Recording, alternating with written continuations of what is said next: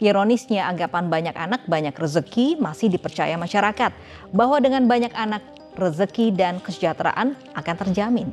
Kita sering mendengar pepatah, banyak anak banyak rezeki. Ini adalah salah satu pemikiran yang sangat mendalam dalam budaya kita. Bahkan seringkali dikaitkan dengan ajaran agama yang menganggap bahwa banyak anak adalah berkah yang mendatangkan rezeki.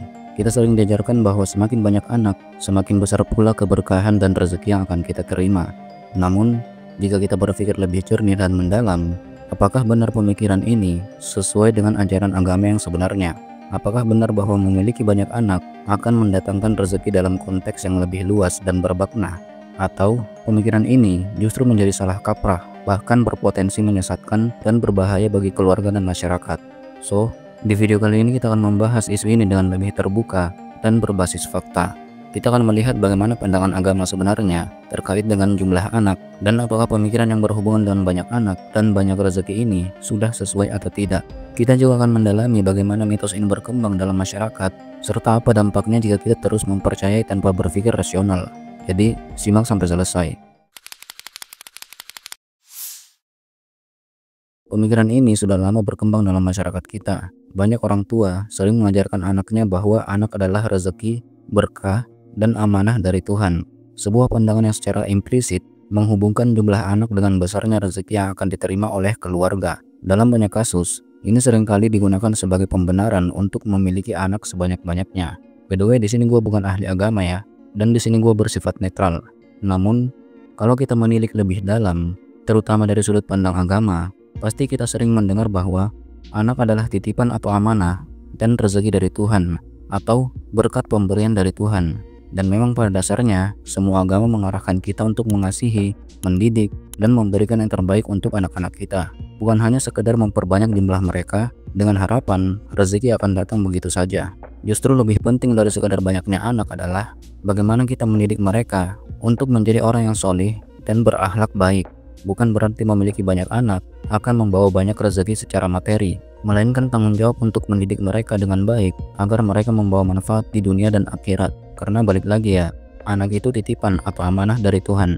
Lalu, mengapa banyak anak banyak rezeki menjadi pemikiran yang berkembang begitu pesat di masyarakat, terutama di kalangan keluarga yang kurang berpendidikan atau di daerah pedesaan?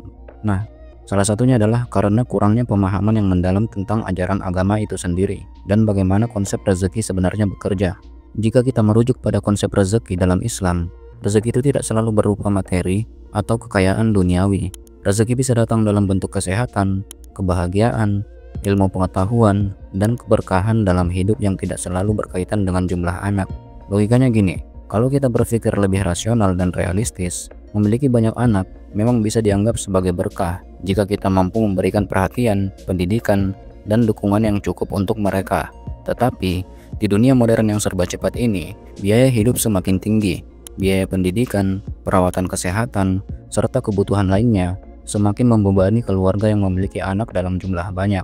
Menurut riset data yang gue baca, biaya untuk membesarkan seorang anak di Indonesia itu meningkat pesat seiring dengan inflasi dan perkembangan ekonomi. Dan secara data, kita bisa lihat bahwa biaya pendidikan dan kesehatan anak merupakan komponen pengeluaran terbesar bagi keluarga di Indonesia. Dengan kata lain, jika keluarga tidak dapat mengatur keuangan dengan baik, banyak anak justru dapat menjadi beban ekonomi yang berat, bukan menjadi berkah. Dengan kondisi ini, memiliki banyak anak tanpa persiapan yang matang akan sangat sulit, terutama bagi keluarga dengan penghasilan terbatas. Nah, pertanyaannya, apa yang terjadi jika kita terus mempercayai mitos ini? Mitos ini bisa menjadi masalah serius jika terus dipercayai tanpa dasar yang jelas. Banyak keluarga yang terjebak dalam pemikiran bahwa semakin banyak anak, semakin banyak rezeki, dan mereka akhirnya memiliki banyak anak daripada yang mereka mampu dukung secara emosional, finansial, atau pendidikan, yang akhirnya banyak anak yang lahir keadaan susah sehingga tidak mendapatkan asupan konsumsi dan pendidikan yang layak untuk pertumbuhan. Bahkan sudah sangat umum gitu. Kita lihat banyak banget anak yang hanya dijadikan aset investasi oleh orang tuanya, atau biasa disebut dengan generasi sandwich. Hal seperti ini justru membuat fokus anak terbagi, yang dimana harusnya anak fokus pada pertumbuhan dan pendidikan untuk mencapai cita-citanya, kemudian menjadi sukses, tapi malah jadinya harus memikirkan keadaan keluarga yang sedang susah, yang justru menghambat perkembangan anak fokus meraih kesuksesan karir. Bahkan tak jarang gitu, banyak anak yang depresi karena beban hidup yang ditanggung akibat terlahir keadaan susah.